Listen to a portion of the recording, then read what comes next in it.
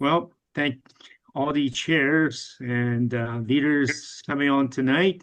And we're all gonna go over those documents together. So that will be our guidance in the future. And I want to thank Peter to take the lead on this. So back to you, Peter. Great. Well, thank you, Dean. Yes, I'm in Salmon Arm right now in the basement of my daughter-in-law's or stepdaughter's home in youngest granddaughter's bedroom. Okay. So, and it's smoky skies here with It's brighter smoky, I lights. bet. Yeah. Sorry? Yes, I bet you it's smoky, yeah. Yeah. So anyway, delightful to be here with family, but also delightful to be here with you folks. So I'd like to walk through these documents and see if there's any discussion, questions, discussion. But I've got to call it a commercial to start with on this whole thing. So please bear with me. Um, without clear governance, committees lose time, duplicate effort, and leave volunteers uncertain about responsibilities and authority.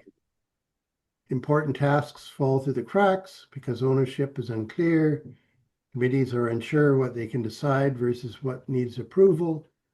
New chairs and members lose time because institutional knowledge is not written down. Volunteers step outside the scope and unintentionally creating confusion or conflict. And committees reinvent the wheel each Rotary year or duplicate one another's work. So these are structural challenges and they need structural solutions. In volunteer-led organizations, frustration often comes less from workload and more from ambiguity, not knowing what you're responsible for, who to ask, or whether you're doing the right thing. Ambiguity costs time, energy, momentum, and volunteer retention. With clarity, committees move from role confusion to clear responsibilities, duplicated effort to coordinated action, lost knowledge to documented continuity, volunteer burnout to empowered volunteers, inconsistent decisions to accountable decision making. Committee charters and terms of reference close these gaps, creating leadership infrastructure. They protect volunteers, empower committees, and make Rotary service sustainable year after year. So in summary, ambiguity is a governance problem, not a people problem. Clear documents save time and reduce frustration. Charters and terms of reference make service easier to sustain. At this stage, are there any questions before we move on? If not, now we can walk through some of the key points about a committee charter using a first draft for the membership committee as an example. Excuse me. This example and others in this presentation are drafts only, and they have yet to be reviewed and recommended by the respective committees. So if you could bear with me a moment.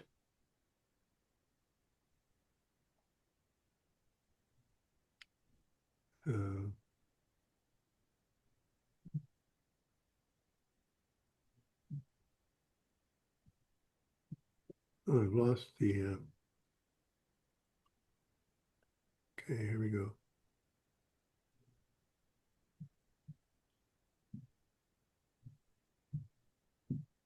So everyone can see that, the charter? Yeah. So starting with the charter, again, using the membership committee example as a draft, it's a strategic document. It defines purpose, mandate, and alignment with Rotary International, sets boundaries and long-term direction, rarely changes year to year. So it starts with the purpose of the committee to establish why a committee exists, why it is responsible and for who it leads it, now it connects to district goals. Charter is a committee's strategic foundation. The purpose statement is usually a 2 to 3 sentence thing. Describe why the committee exists. Key responsibility clarifies what the committee owns, so to speak, and what belongs elsewhere.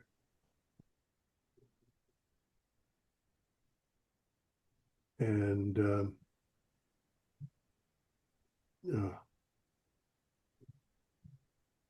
so accountability and scope of responsibility connects the committee's work to district priorities and keeps effort focused on what matters most. Composition identifies the members, chair appointment, leadership roles, and any ex officio members. And the meeting frequency and reporting defines how often the committee meets and who it reports to and how its reports are shared. And finally, the review cycle. In the case of a charter, that might be every 3 years. Sooner, maybe there's significant change for the committee. And so a charter answers the fundamental questions: why does this committee exist? What is it responsible for? Who leads it? How does it connect to the district goals? The purpose statement is the most important element. It makes it meaningful, not generic. Scope is a section, prevents overlap, confusion, duplication between committees. And every charter should be reviewed annually at the start of the Rotary year, but really recommended at least every 3 years. So again, this is designed for not only this year, perhaps next, but sort of looking several years down the road to be tweaked, but there, or as people come and go on these committees. So is there any question or discussion about that? I know we've all had a lot of career experience, and this doesn't come as necessarily anything new to you, but in terms of Rotary District. Lauren, did you? So Peter, one thing I don't see happening, there is a special committee for this. We've had a governance or some other constitutional committee that actually does update all of our bylaws, constitutions, policies, procedures regularly. And this has been pretty well governed. I think it was Blee. Before that, it was Penny and stuff like that. So this committee has been in this district for many, many years. And I don't know if we're even aware of it as much because it's not a very, it only gets kind of forwarded some stuff. But that committee is structured within our district, whose primary purpose is to look at keeping everything current. So I did consult with the governance committee Okay. earlier on, and they say our focus is on policy. Okay. And not this kind of stuff. They're supportive, but Okay. they say we're not tracking all this kind of guidance for our committees and so on. So Okay. thank you. Jan? Yeah, my only thought is because we do have the governance committee who, as Lawrence has pointed out, they're, let's face it, we have our incorporation, which is our charter, and we have our district policies and addendum. So, and this is just the way my brain works, I wouldn't refer to these as charters. I would, and this is just a suggestion that we call it role description, or maybe there's another word that is just done specifically for, what's the description of what we expect this committee to do. And I love the idea that it's a living document, that we keep looking at it, because what we've found in the last few years, we've asked somebody to be, let's say, the PRPI chair, but we've never told you what we want you to do. Like there's no job description, there's no checklist, there's the same thing with like membership's a whole new thing, which Ross has done his thing. But I know in my own club, when we have a new project and we say we need volunteers for something, and nobody puts their hand up. But when we say we need somebody to pick up somebody at the airport and take them to this venue and blah, blah, blah, people put their hands up. So I love the idea of us having, whether it's a checklist, but an actual description so that when somebody says, I'll be the foundation chair or PRPI or membership, that there's some framework from the district of what we're looking for. I mean, RI has some stuff, but they've worded it to apply to the whole world, and every district functions slightly differently. So, and I know, Peter, you talked to Ken Wilson, and yeah, there's about district policy, and we might want to make sure that we keep them involved in how we Yep. do this. They may look at it and go, actually, maybe it should be in a different thing, or they're not responsible for it. Just, the more eyes on it. So that's just my feedback. Yeah, we had a good discussion about the role of the governance committee in this process, and they seem to be comfortable with or going ahead with this, and maybe eventually that committee might sort of take over tracking things and monitoring and updating and so on. But that'll come in time if it finds that's where its home. This thing, governance documents find their home there. So anything further on that, on the governance doc? So whether we call it a charter or not, but that's a generic term that's used universally, is a charter for your committee, and then the terms of reference follow later, year-to-year basis. So if you're okay, we'll move on to the next section.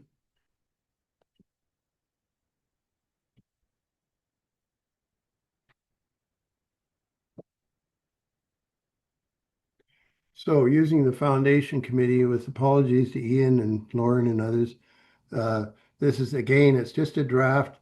And I admit that I couldn't have done this without leaning heavily on AI to pull all this together. And then I've kind of formatted and fixed it up a bit. But so that's why it really each one of these has to go to a committee, a respective committee, and have them pull it into line with our district and things that are relevant in our district and today, but also keeping in mind that these documents need to survive over the long term and continue to be a guideline for members who come and go. So with that,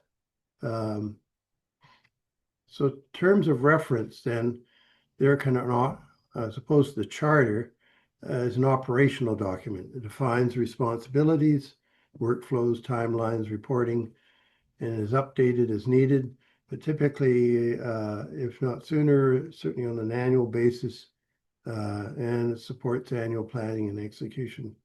So while the charter is the committee's constitution, the terms of reference provide the committee's operations manual. The charter answers, why are we here? The terms of reference answers, how do we work together? And I'll walk through some of the key points about a committee's terms of reference using this case, as I mentioned, in the foundation committee. And the role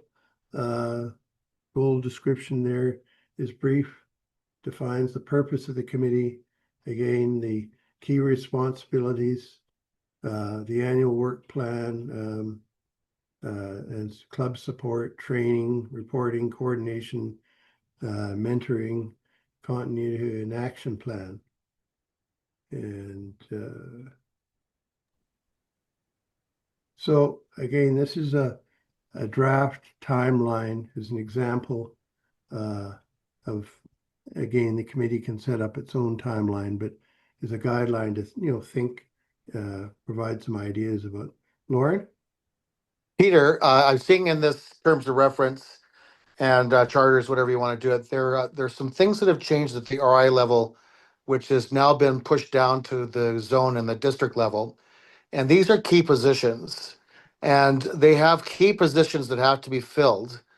So it's not just foundation chair, it's district international services chair, it's a district grant chair, there's a number of positions. And the same thing with the membership, they've now got to break it down into 4 different quadrants in membership where there's key positions that have to be set to be in line with RI's expectations around membership and foundation. And when I just looked at that terms of reference, I don't see that component to it. Yeah. Okay, no, thanks. So if you look at then in this page and committee structure. So Lauren, this is perhaps where all that needs to go. And maybe some descriptions, or maybe it needs more than just being here and listed in the terms of reference. Probably be an appendix somehow, or some description of each of the. So they're kind of significant roles, each one of them, as they are right now. The global grants, the district grants, on the other areas of that committee. So it's good to know. But then the committee would know that, and then they'll put that in the terms of reference, right? Yeah. Yeah, the So- majority is there, but I'm just thinking of terminology that when RI comes and says you need to have this position, and even Dean and I and Ian just figured out what DISC was, and we've always called it a global grant chair, and they're calling it a district international services chair as the example.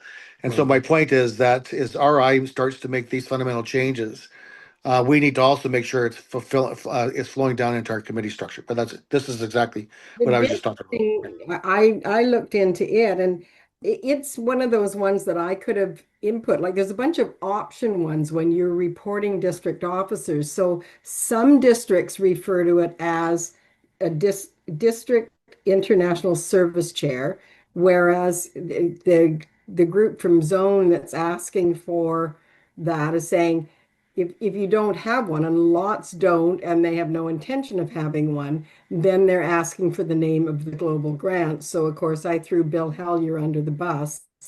But the mandatory part that Lauren's talking about really is the membership one. And they did that quite literally 2 weeks before I became district governor. All of a sudden, we got a mandate. You must report, your membership chair, the attraction chair, the new, so that's why we have the 4. And so that kind of language has to be incorporated in the membership one. I mean, we were one of the great districts that Ross got that in and in place really quickly.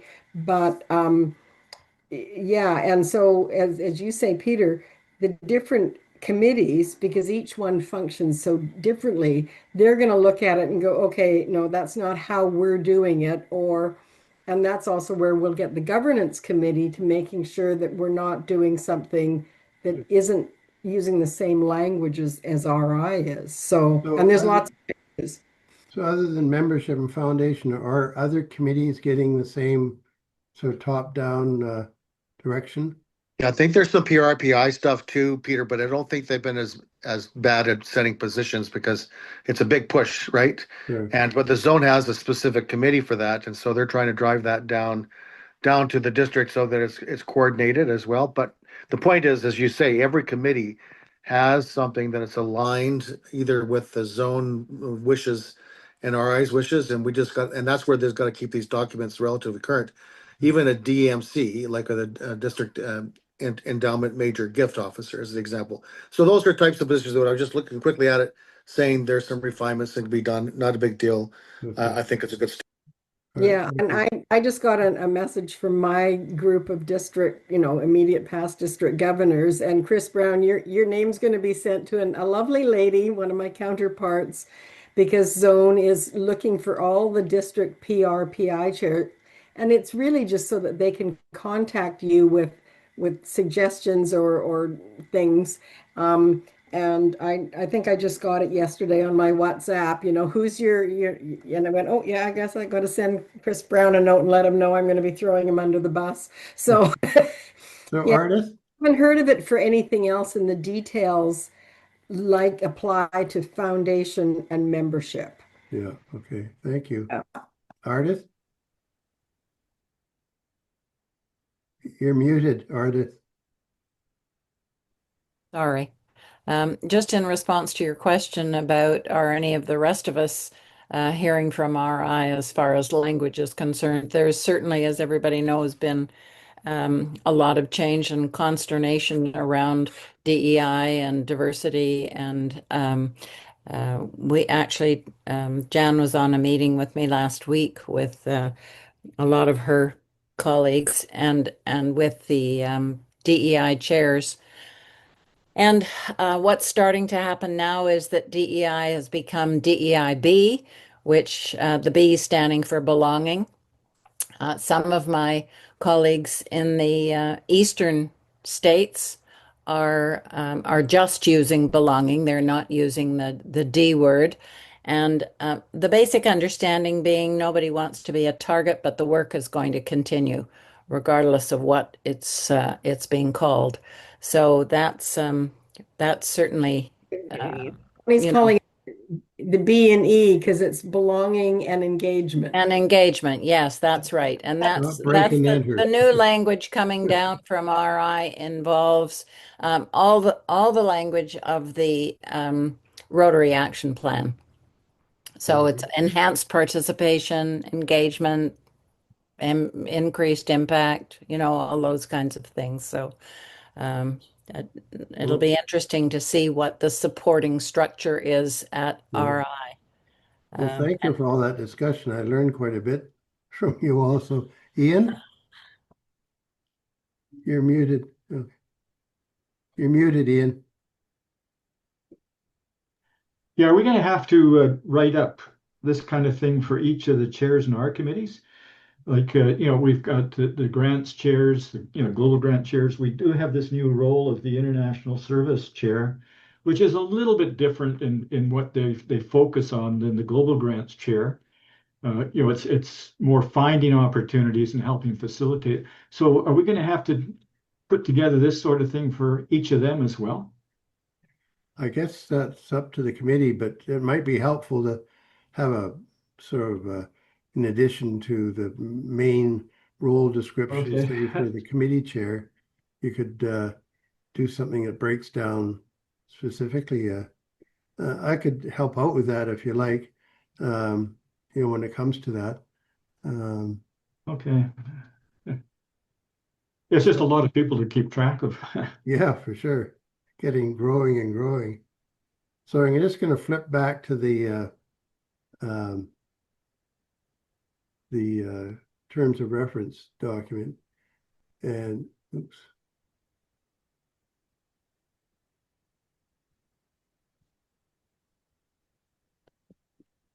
Sorry.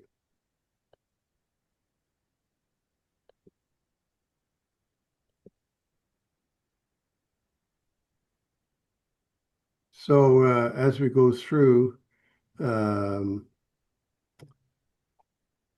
I lost track here.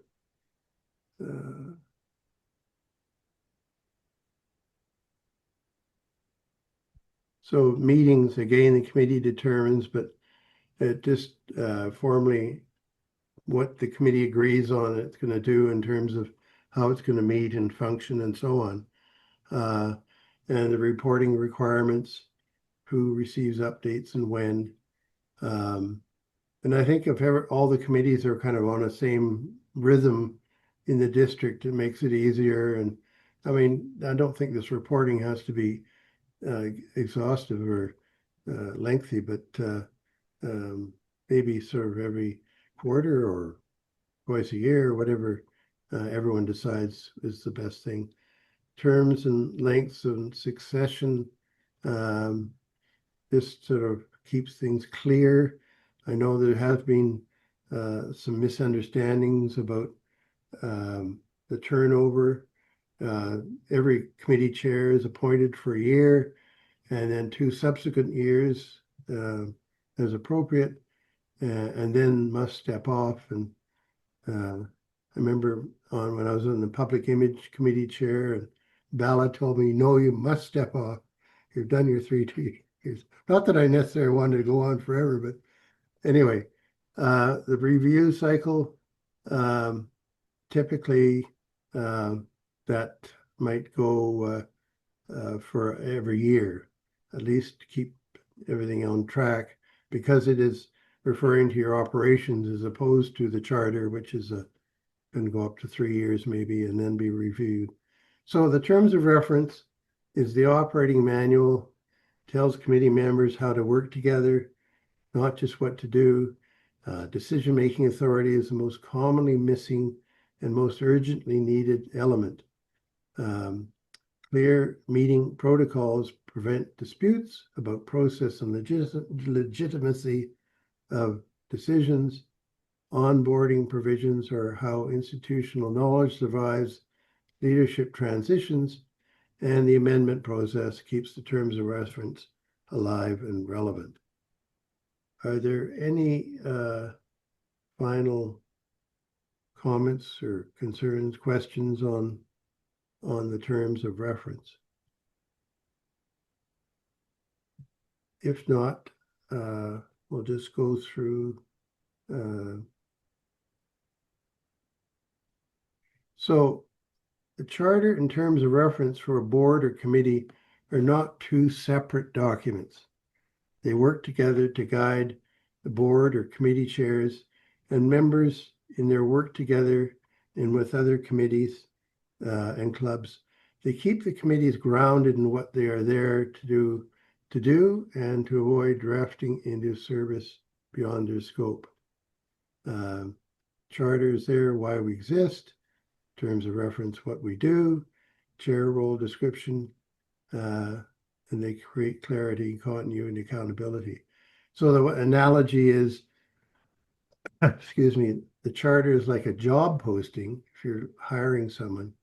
And then once the person is hired, the terms of reference is like the employee handbook, and the committee needs both.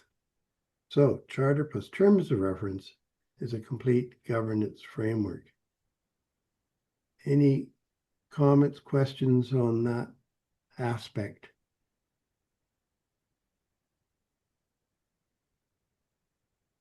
So if not, using the Public Image Committee and the committee chair description, and Chris is by no means bound by this at all. He knows that this is a draft, and the Public Image Committee will take this away and refine it to current needs of the district and future needs and so on. So with that, so the committee chair role description, it helps support the charter in terms of reference for a board or committee with a role description of the chair. And here's a draft example. Won't walk through it all in detail or anything. But it's one thing to serve as a board or committee member, but as we all know, the chairperson has added responsibility. So this role description helps guide the chair through the year. He or she supports the committee and its members in achieving their service to all our clubs and members in the district. Are there any questions or discussion on this point? Sorry.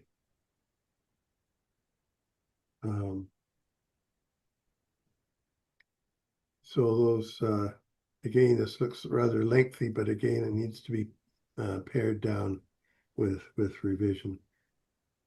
Peter, I did see in some of these initiatives in the blocks, you talked about strategic plans. And one thing we need to recognize, District 5040 has always established a district strategic plan. And in that district strategic plan, each of the committees will provide their strategies and expectations throughout the year. And they can be updated regularly, but that's the whole point. So my point is some of this language that I'm seeing here may be what's happening in some other districts, which I don't think have as good a process as we do. Sure. And so I think there's some modifications going on just because of that. Yeah. So that, yeah, an excellent point, Lauren, and the committees have to, as I say, make the documents relevant to our district and so on, which is coming now to this point about creating lasting impact. So So with that, we have, as we all know, there's inputs and outputs, but leading to outcome and impacts. And some of our goals right now in the strategic plan are kind of activities focused. They're important, but just where they belong, that in the end, what are we trying to do with these activities? Where are we trying to go in achieving these impacts? And those activities related goals could be included in an action plan to achieve the impacts. So this is what we hope might achieve at the strategic planning session on September 26th at the Accent in Burnaby, thanks to Chris Brown. And we hope to go through this process, and I'll go through a timeline in a moment about what we hope to achieve. So we do have our excellent strategic plan right now, thanks to District Governor-elect Ron Shaw, who led us through that last year, and it's a 3-year plan. But I think the committees could be looking at their goals, maybe converting some of them into more impact goals rather than activity goals, and then working out action plans towards achieving those. And also, if we see what those are, the other committees can maybe collaborate, figure out what they can do to support the other committee's goals in a sort of sense of teamwork. So, and then this would be an ongoing process. But in the end, the impact goals, that's where our stories are. Impact on, on people, on our communities, on the world, anything we're doing that's where the impact story comes from. And then what was achieved, and therefore what Rotary's role was in it. And once everyone focuses on that, the storytelling becomes easier because you build the stories there and what you've achieved, not what you've gone out and done necessarily as an activity. So achievement of impact goals is evidence of giving back, what we joined Rotary for, and evidence of our relevance and value for our members.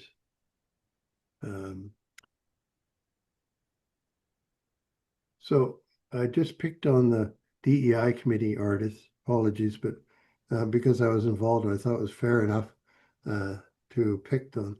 So here are 2 goals in the strategic plan about DEI, and they're good goals. I mean, and we should sort of keep that going. Deliver DEI training and advance 5 truth and reconciliation actions. So with that, and saying, well, how else would some of these DEI goals be drafted?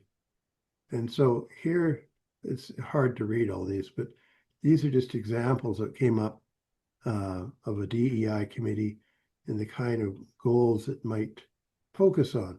These are just models to kind of sort of think about, and how the impact goals may be drafted and presented in our strategic plan. So, sorry.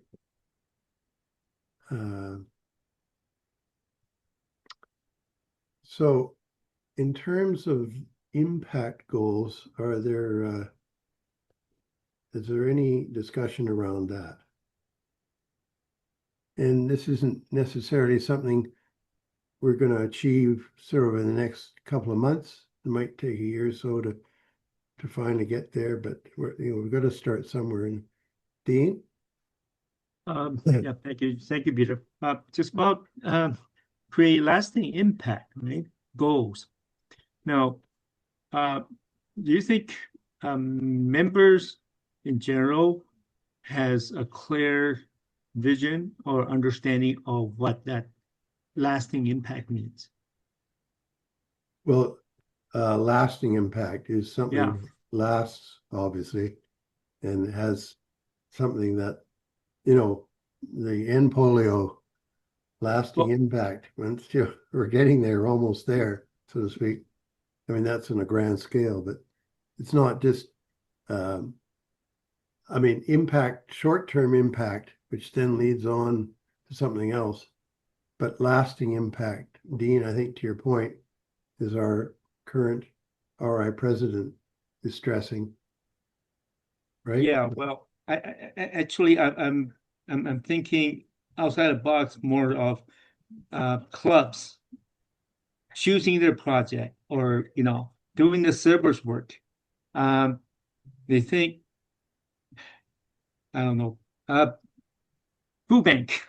They think handing out food is a project, but do they relate that to lasting impact? Um, they think doing a project, community park, for instance, like they think that's a lasting impact, right?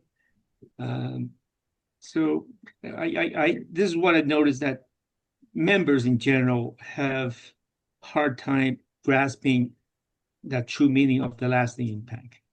Yeah. So if somehow you can capture, let's say, a splash park, and I'm using Aladdin example, or a number of other clubs have them, or a park of some kind. Who's using the park over what period of time and what sort of value of no cost recreation for families in summer.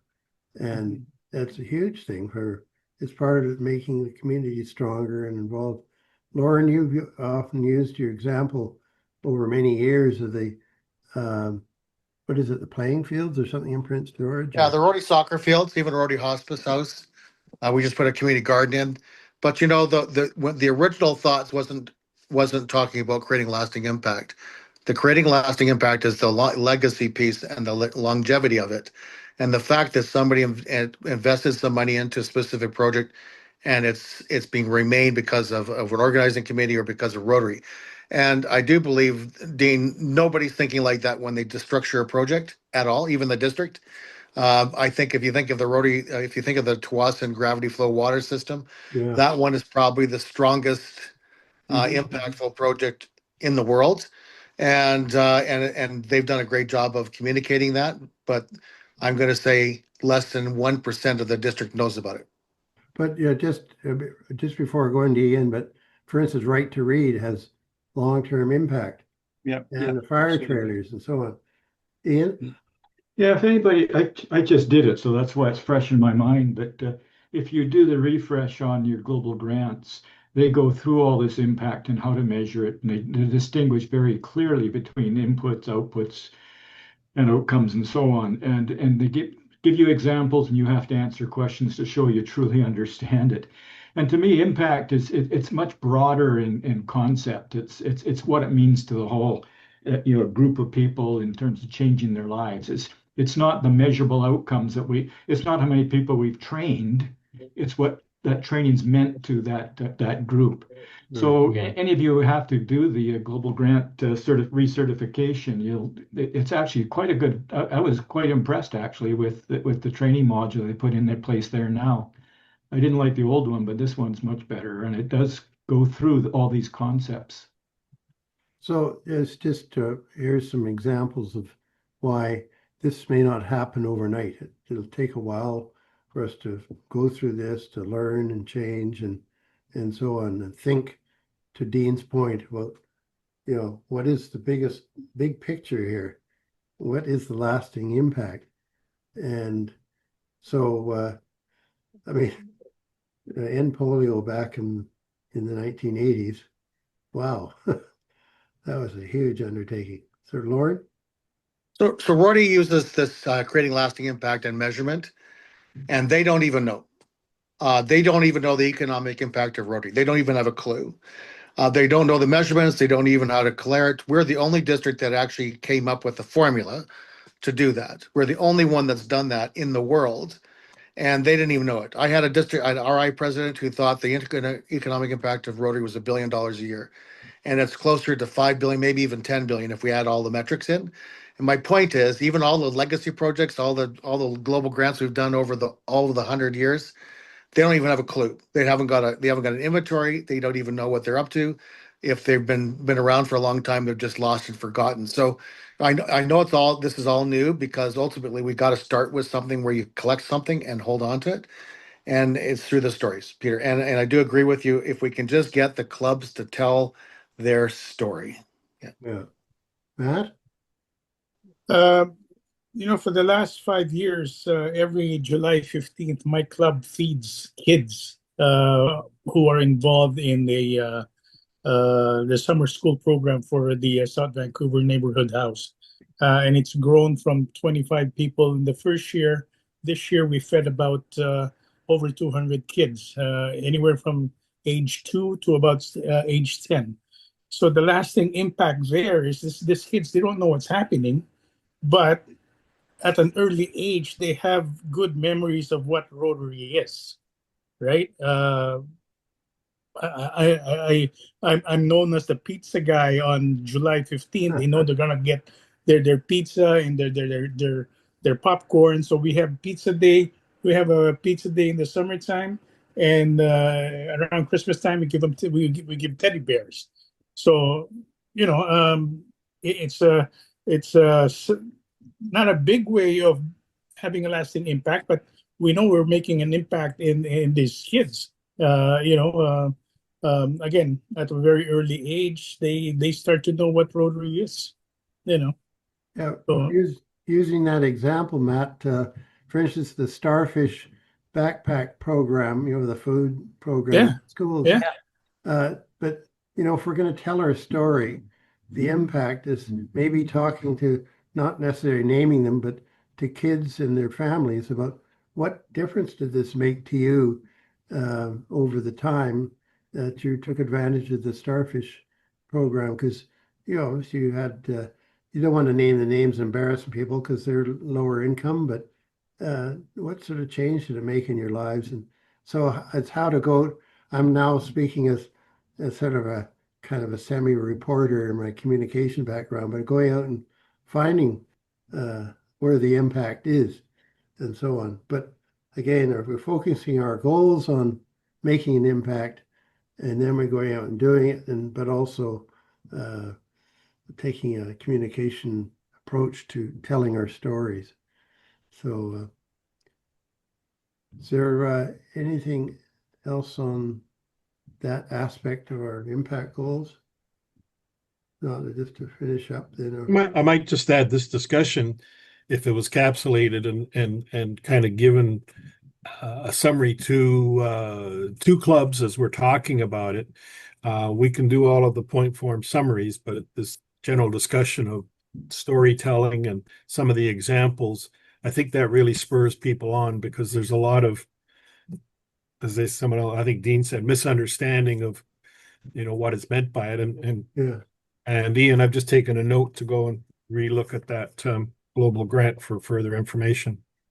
Yeah, there could be a whole session, and to your point, I think, John, but on, what is it? I mean, impact goals, storytelling and all that, but how do you do it? And what do you, help us work through where we need to get to and so on. So there's a lot of education involved in this process. So just to, in terms of an implementation plan,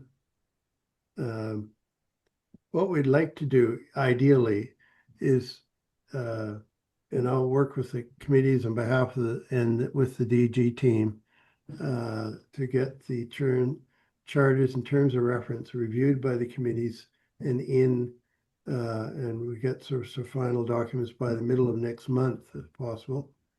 And then have a review and district endorsement process by the end of August, and then revise the committee goals and as they are now, modify or maybe add some impact goals that the committee can come up with as they can by middle of September, and then have those submitted so that we're prepared for the district strategic planning session on the 26th of September.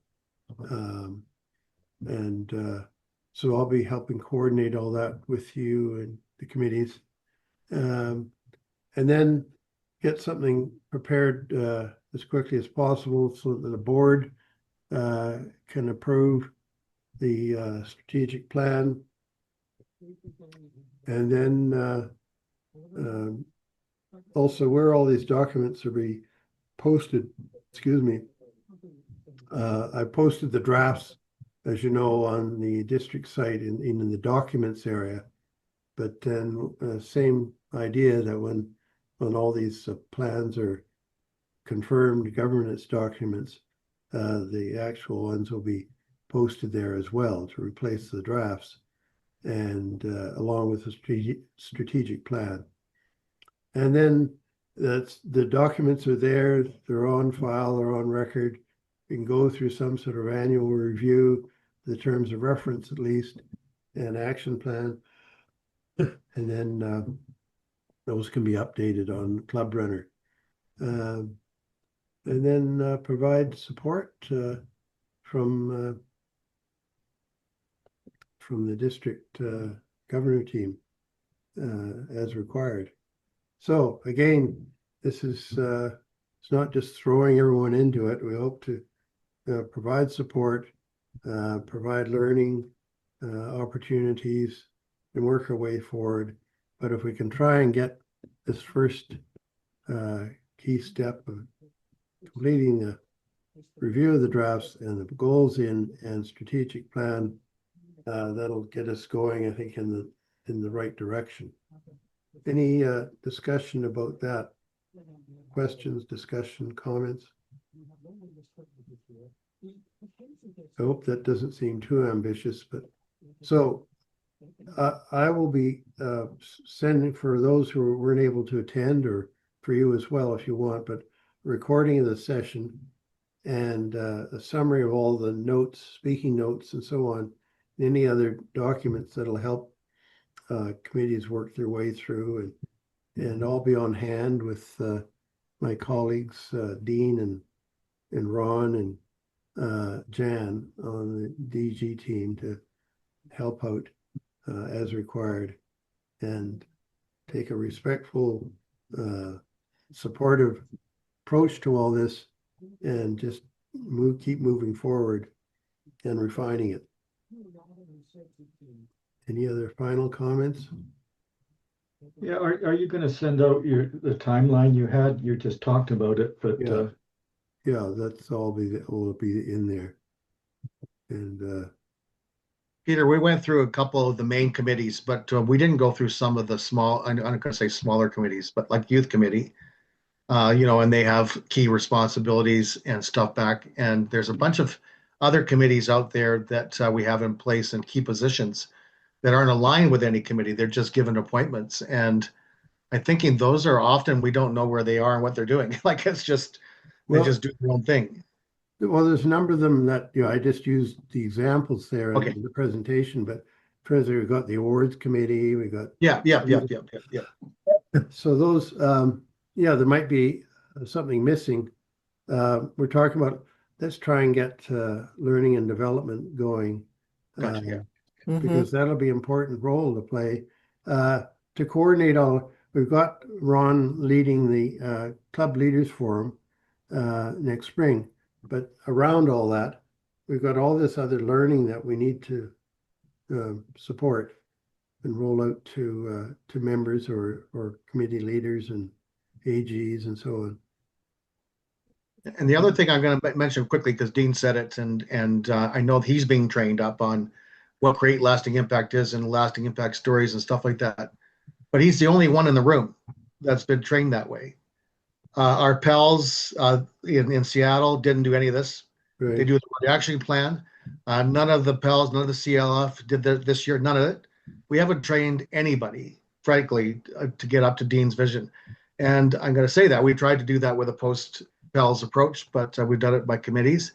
And I'm going to say that when somebody has this expectation, unless we train it up front, we're not going to get the maximum benefit of it.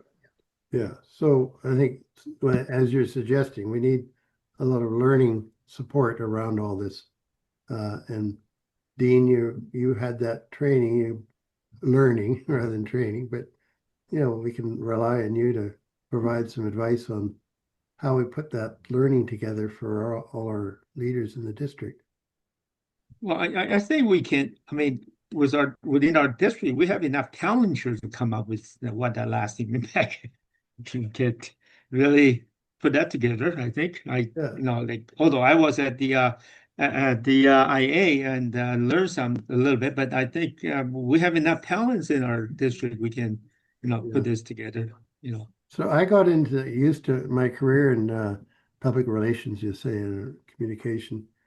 And because it's difficult to measure, I was kind of forced into thinking about, okay, what's the impact of what we're doing in communication? So it took a while for me to kind of get into gear, if you like, around this. So I do appreciate that it's not something easily done, but it's kind of a mind shift. And once the penny drops, so to speak, you really can start moving ahead and do your action plans around that. Yes, well done, Lauren. The wow factor, Mr. Wow. Any other final comments?